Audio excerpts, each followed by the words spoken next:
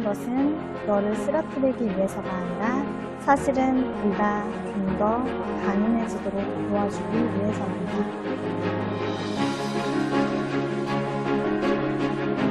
네, 안녕하세요. 사회문화 7번째 시간 수업 맡게 된 백미진이라고 합니다. 만나 뵙게 돼서 반갑습니다. 네, 오늘 선생님이 가지고 온 명언은요. 폭풍이 부는 것은 너를 쓰러뜨리기 위한 것이 아니라 너를 좀 더 강인해지도록 도와주기 위한 것이다 라는 명언 가지고 왔는데요. 우리 이제 한 차씩 이제부터 시작해서 한 5, 6번 했는데요. 처음 배우는 이론들과 기출풀이들의 연속적인 것들 때문에 스트레스 받아 하면서 왜 이렇게 나에게는 무너뜨리려는 문제들밖에 없느냐라고 생각하면서 좌절하는 사람이 있는 것 같은데요. 그럴 필요 없습니다. 처음 하는 건 다 어렵고 힘든 과정 속의 연속이거든요. 그것들이 쌓이고 쌓이다 보면 이제 실력이 상승되는 거니까요. 처음부터 완벽해지려는 마음보다는 그 과정 속에서 내가 얻어가고자 하는 것들의 그 보람이 더 큰 연속의 과정이었으면 좋겠어서 선생님이 이 명언 가지고 왔습니다. 오늘도 그러한 역경과 힘든 고난 속에서도 이렇게 일어나서 제 수업을 이렇게 들어주시는 그 마음 자체만으로도 충분히 앞으로 나아갈 수 있는 방향이 충분히 있는 거니까요. 우리 조금만 더 힘내서 오프라인으로 만날 수 있는 그날까지 좀 기다려보면서 우리 인강 시작해 보도록 하겠습니다.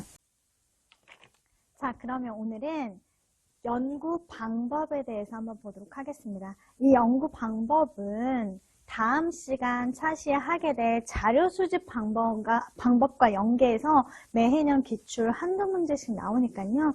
연구 방법을 다음 차시와 연결해가지고 같이 함께 총체적으로 학습하면 좋을 것 같습니다. 됐나요? 자, 우선 연구 방법에는요. 2가지 연구 방법이 있다. 사회문화 현상을 연구하는 방법에는 크게 2가지가 있는데 이름부터 먼저 알고 갈게요. 하나는 우선 무슨 연구냐면요. 양적 연구다. 양 나왔으니까 그 다음에 무슨 연구일 것 같아요? 그렇죠. 질적 연구다.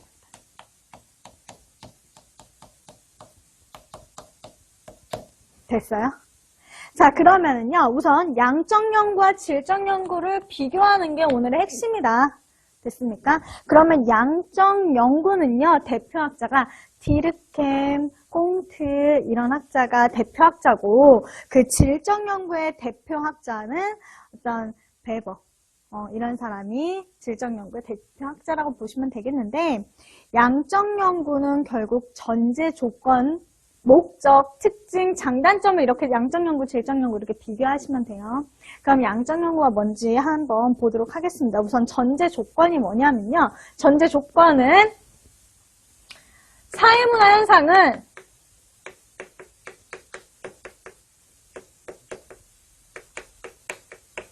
본질적으로 누구와? 자연현상과 본질적으로 같기 때문에 자연현상 연구하듯이, 자연과학 연구하듯이 그렇게 사회문화현상도 연구하면 된다. 자연현상 연구하듯이 하나의 방법으로 사회문화현상도 연구하면 된다라고 했기 때문에 방법론적, 몇 원론이라고 할까요? 방법론적, 그쵸? 1원론입니다.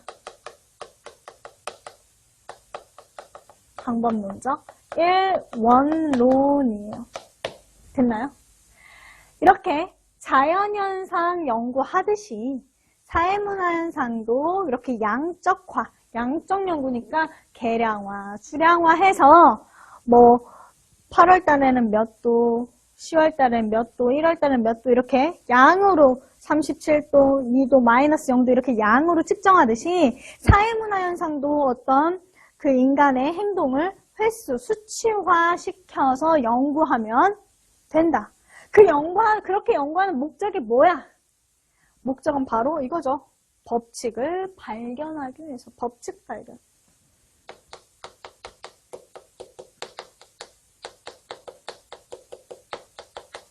법칙 발견해서 뭐하게? 법칙 발견해서 미래를 예측하게, 미래를 예측하는 삶을 살게. 우리 미래를 예측할 수 없는 삶은 굉장히 불안한 거예요. 그래서 자연현상도 연구를 하는 거잖아. 아, 7월 달에는 이렇게 덥구나. 선풍기를 사고 옷을 좀 가볍게 입어야겠구나. 겨울에는 마이너스 0도, 마이너스 영하구나. 그러면 따뜻한 옷을 입어야겠구나. 우리가 그런 자연현상을 어떤 수치화시켰기 때문에 미래를 예견하고 대비할 수 있는 거잖아요. 사회문화현상도 마찬가지로 그렇게 양적화시켜서 노령화, 고령화 현상, 저출산 현상 같은 것을 수치화시켜서 법칙을 발견하다 보면 앞으로는 좀 더 고령화 사회가 지속되겠구나. 그러면 노인 일자리 같은 것을 마련해 줘야겠구나 하는 그런 제도적 방침을 할 수 있다는 거죠. 미래를 예측할 수 있다는 거예요. 그래서 양적 연구는요, 법칙 발견에서 미래를 예측하는 것이 어떤 목적이라고 보시면 되겠습니다. 됐나요? 그러면 특징 한번 볼게요. 특징. 어떻게 연구하는 거예요? 양적 연구는. 이름에서 나와 있잖아. 수량화, 계량화 하는 게 특징이에요. 어떻게 연구하자? 수량화, 계량화하자. 사회문화 현상을 이렇게 양적화, 수치화 시켜서 법칙 발견하고 미래 예측하자라는 겁니다. 됐어요? 그럼 이렇게 수량화, 계량화를 어떻게 하는 걸까? 자, 어떻게? 어떤 개념의 조작적 정의를 통해서, 개념의, 아주 중요하죠. 개념의 조작적 정의를 통해서. 이 개념의 조작적 정의는 별표. 개념의 조작적 정의가 뭐냐라고 했을 때 이겁니다. 추상적 개념을 어떻게? 추상적 개념을 측정 가능하도록 어떻게 시키는 것? 구체화시키는 것을 우리는 개념의 조작적 정의라고 해요. 예를 들어 볼게요. 스마트폰 의존도가 높을수록 학업 성취도가 낮을 것이다. 학업 성취도, 성적이 낮을 것이다. 이렇게 가설을 설정했다라고 볼게요. 스마트폰 의존도가 높을수록 성적이 낮을 것이다. 개념의 조작적 정의는 어쨌든 양적 연구는 수량화, 계량화 하는 거기 때문에 이 개념적 조작적 정의가 좀 필요한 이유가 이런 거예요. 스마트폰 의존도라는 추상적 개념을 어떤 게 의존하는 건데 이 추상적 개념을 측정 가능하도록 구체화시키는 건데 어떻게?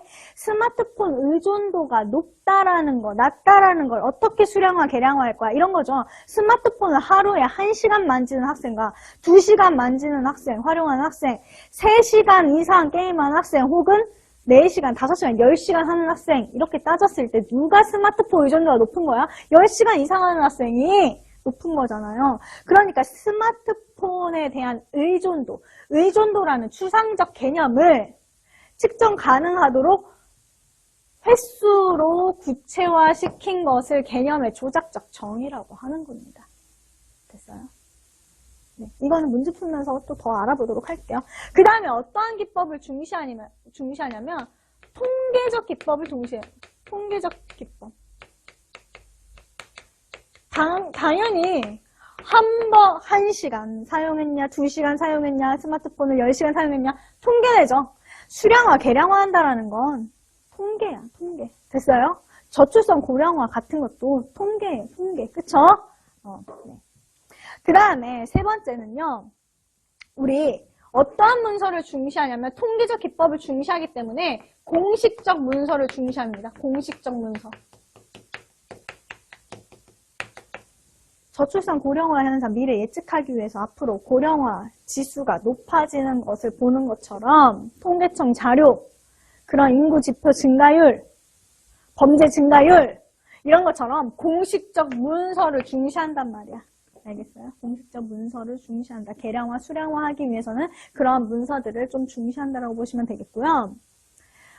선생님이 이거 연구 방법은 4단원 다음 차시에 나오게 될 그 자료 수집 방법이랑 좀 연결된다고 했잖아요. 그냥 알아두세요. 다음 시간에 같이 할 건데 자료 수집 방법에는 5가지가 있다.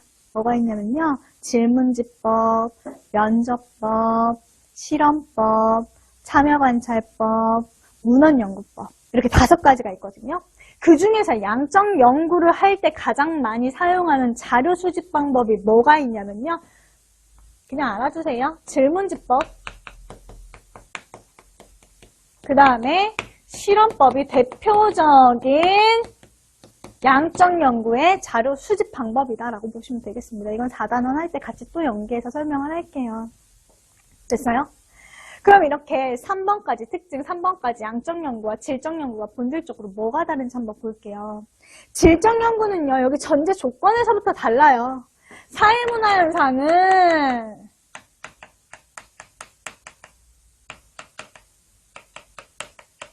자연현상과 어떻다? 본질적으로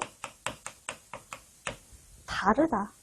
그렇기 때문에 자연현상과 어떻게 사회문화현상이 본질적으로 같냐? 다르다. 그렇기 때문에 자연과학처럼 연구하듯이 자연현상을 그렇게 자연과학 연구하듯이 사회문화현상을 연구하면 안 된다. 각각 다른 방법으로 2가지의 다른 방법으로 연구해야 된다고 해서 방법론적 몇 원론?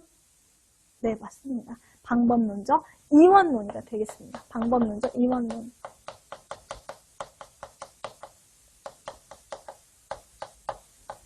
각각 2가지의 다른 방법으로. 여기는 각각 같은 방법으로. 그래서 1원론, 2원론이라고 하는데요. 목적을 볼게요. 여기는 목적이 뭐예요? 양적 연구와는 달리 질적 연구는 질이 들어갔잖아요. 질이 달라. 이런 표현 써봐요. 우리. 네. 질적인 거는 우리가 조금 뭔가 질적, 심층적으로 좀 다르다라는 느낌이 들죠. 그래서 여기서도 마찬가지로 연구할 때 질적 연구한다는 거는요. 어떤 것을 목적으로 한다? 심층적인 이해를 목적으로 합니다. 심층적 이해를 목적으로 한다. 심층적이라는 건 뭐예요? 아주 깊이 있는 이해를 얘기해요. 사회문화 현상은 이렇게 아주 깊이 있는 이해를 통해서 이해하는 것이 목적이다. 됐어요? 그러면 이걸 어떻게 하는 건데 깊이 있게 이해하려면 어떠한 방법, 특징들이 있냐라고 했을 때 어떠한 기법을 중시하냐면 양적 연구는 그냥 수량화, 계량화, 횟수만 보는 거지만 질적 연구에서 깊이 있게 이해하려면 단순하게 횟수가 중요한 게 아니다라는 거예요.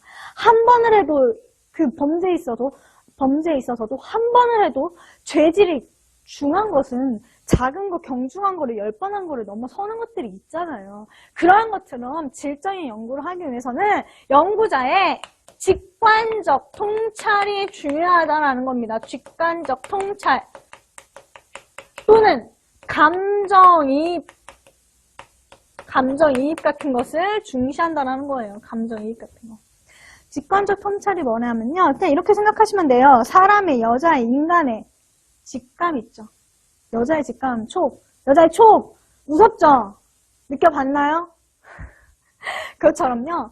어떤 사람의 직감은 굉장히 무시하지 못하는 부분이 있는 건 사실이에요. 네, 그렇기 때문에 어떤 사람의 연구자의 그 직관적 통찰을 해서 깊이 있게 이해하는 것들을 얘기하고 감정을 감정이입을 들어갔다라는 건 그 사람의 삶을 거의 체험하는 수준이기 때문에 아주 깊이 있게 이해하고 심층적으로 이해할 수밖에 없는 연구가 된다라는 겁니다.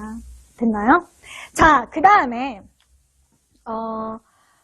또 어떠한 기법을 중시하냐면요. 여기선 공식적 문서를 중시했지만 여기서는요. 비공식적 문서를 중시해요. 비공식적 문서. 예를 들면요. 비공식적 문서, 일기, 편지, 대화로 카카오톡 이러한 것들을 더 중시한다는 거야. 그 사람의 진짜를 보기 위해서는 일기장 들여다보면 겉으로는 이렇게 표현하고 저렇게 표현해도 일기장 들여다보면 조금 더 속내가 깊이 있게 알 수 있잖아요. 그런 비공식적 문서들을 훨씬 그 사람을 이해하는 데 도움이 된다고 해서 비공식적 문서를 좀 중시한다고 보시면 되겠습니다. 그 다음에 여기처럼 4단원에서 연결하는 자료 수집 방법, 질적 연구에서는 4단원과 연결되는 자료 수집 방법 뭘 좀 더 많이 활용하냐면요. 우선 먼저만 알아두세요. 면접법과 참여관찰법이라는 게 있거든요. 참여관찰법. 이 두 가지를 가장 많이 사용한다. 질적 연구에서는 이렇게 보시면 되겠습니다. 자, 참여관찰법, 면접법은 아시죠? 면접해봤죠? 면접법 같은 건 그런 거고, 참여관찰법은요, 어떤 다른 나라의 문화를 좀 연구할 때, 이해하려고 할 때, 관찰해서 같이 살면서 그 나라의 문화를 이해하는 거 있잖아요. 체험하는 거, 그런 걸 얘기해요. 그러면 같이 체험하고 활동하면서 그 나라의 문화를 좀 더 깊이 있게 이해할 수 있게 되는 거죠. 됐나요? 자, 그러면 우리 양적 연구와 질적 연구의 전제 조건, 목적, 특징에 대해서 질적 연구와 비교 한번 해봤는데요. 이렇게 설명만 들어서 마음속에 와닿지 않죠. 그래서 양적 연구와 질적 연구 우리가 직접 사례를 통해서 직접 연구를 해보자고. 그래야지 좀 마음속에 더 와닿거든요. 그렇죠? 그래서 어떤 연구 주제로 한번 우리가 양적 연구와 질적 연구를 한번 비교해 보자고요. 자, 어떤 주제로 우리 연구하고 싶어요? 선생님이랑 같이 이렇게 오프라인으로 수업하면 여러분들이 궁금해하는 주제로 좀 예를 들어서 설명하면 좀 더 좋을 텐데 일방적으로 제가 궁금한 주제로 설명할게요. 미안해요. 네, 저는요 이런 주제로 연구하고 싶어요. 어떤 주제? love. 이 사랑이라는 주제. 사랑. 사랑은 언제나 항상 궁금하죠. 안 궁금한가요? 저만 그래요? 그 남자의 마음이 항상 전 궁금하거든요. 누가 더 나를 좋아할 것인가. 그 상대방의 마음이 너무 궁금해요. 저는. 그래서 항상 그거를 연구하고 싶어. 어떻게 하면 알아낼 수 있는지. 그래서 한번 이러한 사랑에 대한 주제로 한번 연구를 한번 해보도록 할게요. 양적 연구와 질적 연구가 어떻게 기본적으로 다른지 한번 봐봐요. 자. 두 남자가 있어요. 두 남자가 있는데 나를 정말 더 좋아하고 아껴주는 그런 정말 사랑꾼 이런 남자랑 나는 만나고 싶단 말이야. 그러면 이 사랑이라는 추상적인 것을 양적 연구에서는 측정 가능하도록 계량화하고 수치화시키는 과정을 뭐라고 했어요? 아까 전에 개념의 조작적 정의 단계라고 했단 말이에요. 그죠? 그러면 이 양적 연구는 그 두 남자 중에 날 더 많이 사랑하는 남자, 이 사랑이라는 추상적인 단어를 양적화 시킬 수 있는 게 뭐가 있어요, 얘들아? 이 사랑이라는 추상적인 단어를 어떤 남자가 더 나를 더 사랑하느냐? 라고 했을 때 어떤 남자가 더 나를 사랑하느냐? 라고 했을 때 예를 들어 볼게요. 첫 번째 이런 거죠. 카톡 횟수 계량화, 수량화 하는 건 카톡 횟수. 두 번째, 난 카톡이나 뭐 전화 횟수라고 합시다. 뭐 이런 그런 거. 그래, 전화 횟수까지 하자. 전화해주는 횟수. 뭐 단위로는 뭐 일주일 단위로 하자. 일주일 동안 나에게 카톡 보내는 횟수, 전화하는 통화 횟수. 세 번째는 나에게 사랑해 라고 말해주는 횟수. 직접적인. 사랑이라고 말을 해야지 내가 사랑을 안다, 나는. 그렇죠. 카톡을 많이 해주는 사람이, 나한테 전화를 많이 해주는 사람이, 나는 사랑을 느낄 수 있다라고, 이렇게 사랑이라는 추상적 단어를 이렇게 측정 가능하도록 구체화시킨 걸 뭐라고 했다? 개념의 조작적 정의라고 했단 말이에요. 양적 연구에서는 이 추상적 단어를 이렇게 횟수, 수량화, 수치화하는 과정이 굉장히 중요해요. 됐어요?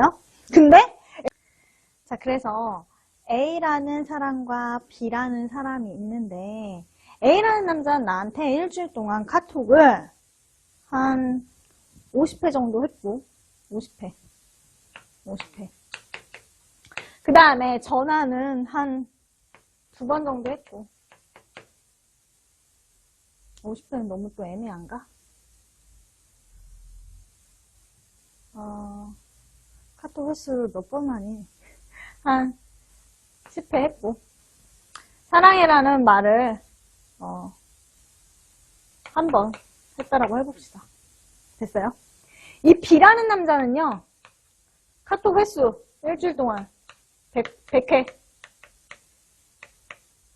전화 횟수 20번, 사랑해라는 말 10번, 이 남자의 한 10배에 달하게 많이 했다라고 해봅시다. 그러면 이 양적 연구에서는 어떤 남자가 더 나를 많이 사랑하는 거야? B라는 남자. 이 B라는 남자가 더 날 많이 사랑하는 거겠죠? 어떤 계량화, 수량화, 개념의 조작적 정의를 통해서 연구하는 것이 양적 연구입니다. 됐어요?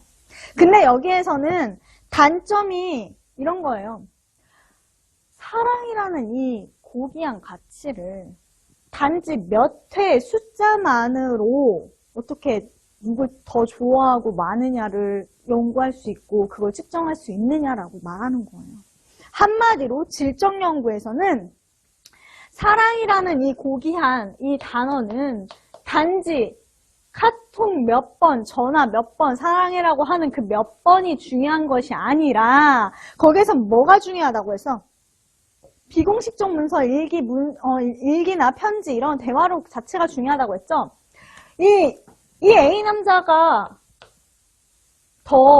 날 덜 사랑해서 B 남자를 내가 양적 연구만 해서 택했다 라고 했는데 알고 보니까 이 남자 카톡 나중에 카톡 대화록 일기장 보니까 어때요? 나 말고 다른 여자가 있었던 거야. 띠로리. 어때요? 그 비공식적 문서를 중시하면서 연구를 한다라는 거죠. 결국 A 남자는 나에게 B 남자보단 조금 덜 표현했지만, 행동적인 표현으로는 덜 표현했지만 그 남자의 일기장, 대화록 보니까 친구들이랑 나눈 카카오톡 대화방 보니까 온통 내 얘기밖에 없고 일기장에도 구구절절하게 쓰여진 내 얘기밖에 없었고 오히려 그 사람은 사랑이라는 단어가 너무나도 신중해서 나한테 평생에 한 번밖에 한 적이 없었던 사람인 거고 이 B라는 남자는 일기장 대화로 보니까 수많은 여자들이 있었고 시간이 남아 돌아가지고 모든 여자들한테 100회 나보다 더 많이 한 전화통화를 나보다 더 많이 한 애가 있었고 사랑해라는 사람은 얘 외국 갔다 왔는지 사랑해라는 거는 옆에 지나가는 걔한테도 하더라. 이럴 수 있단 말이죠. 그쵸? 그래서 그 사람의 심층적인 마음을 이해하기 위해서는 이런 비공식적 문서가 질적 연구에서는 중요한 것이고 겉으로 드러나는 피상적인 행동을 하나만 가지고서 연구하기엔 깊이 있는 이해가 부족하다라고 양적 연구한테 말을 하는 거죠. 질적 연구가. 이해가 되나요? 네. 그렇기 때문에 여기에서는 그 사람의 일기장을 보면서 정말 진정 어린 직관적 통찰에 의해서 진짜 심정적 감정적 이해를 해보니까 표현은 덜했지만 이 A라는 남자가 날 더 많이 사랑했구나 라고 생각해서 여기에서는 어떤 사람을 택하게 돼? B보다는 A라는 사람을 택하게 된다는 거예요.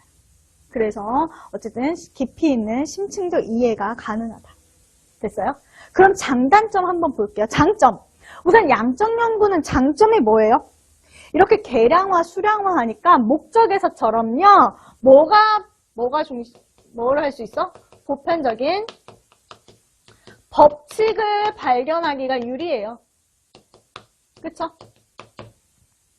보편적 법칙 발견이 유리하다. 저출산 고령화 하면은 이렇게 점점 인구 증가율 그래프를 보면서 법칙을 발견할 수 있잖아요. 그러면서 그러면 점점 고령화 사회가 되면서 노인에 대한 어떤 일자리를 창출해줄 만한 그 제도를 마련해야겠다라는 대비를 할 수 있겠죠.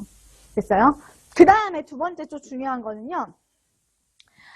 수량화, 수치화 시키기 때문에 아주 정확하고 정밀하고 객관적인 연구가 가능하다. 객관적 연구가 가능해요. 여기서도 봐봐요. 10회보다는 100회가, 2번보다는 20번이 딱딱. 어떤 사람, 그 스마트폰 의존도가 높은 사람에 따라 성적이 낮을 것이다. 성적. 얼마나 정확하고 정밀하게 낼 수 있어? 소수점, 두세 자리, 까지 낼 수 있기 때문에 더 정확하겠죠. 객관적이죠. 내가, 어떤 주관적 가치를 배제하는 거기 때문에. 그쵸? 10회보단 100회가 더 많은 거니까요. 그쵸? 양적 연구의 이 장점은요, 질적 연구의 단점이 되고요. 양적 연구의 단점은 질적 연구의 장점이 되기 때문에 크로스해서 외워주시면 돼요. 질적 연구의 그럼 단점이 뭐다? 법칙 발견이 어렵다. 법칙 발견이 당연히 어렵다. 연구자의 직관적 통찰, 직감에 의해서 깊이 있는 연구, 주관적인 해석을 하는 거기 때문에 법칙 발견도 어렵고 당연히 객관적인 연구가 어려운 거예요. 주관적 가치가 들어가는 거기 때문에요. 맞아요? 그래서 어떤 객관적인 객관적인 연구가 힘들기 때문에 연구자의 주관적 가치가 개입될 우려가 있다라고 보시면 되겠습니다. 이런 게 단점이에요. 됐죠? 양적 연구의 단점을 한번 볼게요. 양적 연구의 단점은 뭐냐면요. 수량화하고 수치화하고 계량화하는 게 양적 연구의 양으로 나타내야 되는데 모든 인간사가 다 양으로 나타낼 수 있던가요? 여기서 봐봐. 이 사랑이라는 이 고귀한 것을 감히 카톡, 전화 이런 것들로 수치화, 계량화할 수 있던가요? 어떤 범죄 사건을 얘기할 때 단순 사건 한 번이냐 10번이냐에 따라 경중을 따질 수 있던가요? 아까 말했죠. 한 번의 범죄여도 그 범죄의 재질이 악할 때는 한 번도 사용이 될 수 있는 거잖아요. 그렇죠? 그래서 모두 그렇게 계량화, 수치화하기 어려운 연구를 하기에는 굉장히 부적합하다라는 거예요. 그렇죠? 그 다음에 또 여기에서 주관적인 객관적인 게 어쨌든 장점이지만 연구자의 주관을 배제해요. 그렇죠? 그렇기 때문에 피상적인 연구에 그칠 수 있다. 피상적 연구에 그칠 우려가 있다라는 게 단점이에요. 한마디로 피상적이라는 거 겉으로 드러난 행동에만 초점을 맞춰서 깊이 있는 연구가 힘들다라는 말과 같습니다. 그러면 양적 연구의 단점이 바로 장점으로 온다고 했죠? 피상적 연구에 그칠 우려가 있으니까 질적 연구에서 어떠한 연구를 한다? 당연히 심층적인 연구를 할 것이고 이 심층적 연구는 심층적 이해와 연결이 된다. 됐어요? 깊이 있는 이해가 된다. 양보다는 질은 훨씬 심도가 있다라고 보시면 되겠고 두 번째로는요. 그 상황과 맥락에 따라 전체적인 상황을 봐야지만 심층적 이해가 되는 거잖아요. 그래서 총체적인 연구가 가능하다는 겁니다. 총체적 연구 가능. 됐어요? 한마디로 상황적 맥락, 어떤 사회적, 역사적 맥락, 그 사람의 상황, 고려, 모든 것을 통틀어서 보는 거기 때문에 그래야 깊이 있는 이해가 되는 거기 때문에 이 사람의 행동이 겉으로 드러났을 때는 나를 안 좋아하는 것 같아 보여도 알고 보니까 더 좋아했었던 것처럼 더 깊이 있게 들어가면 총체적인 연구를 해야 돼. 하나의 단편적인 횟수의 문제가 아니라. 그렇죠?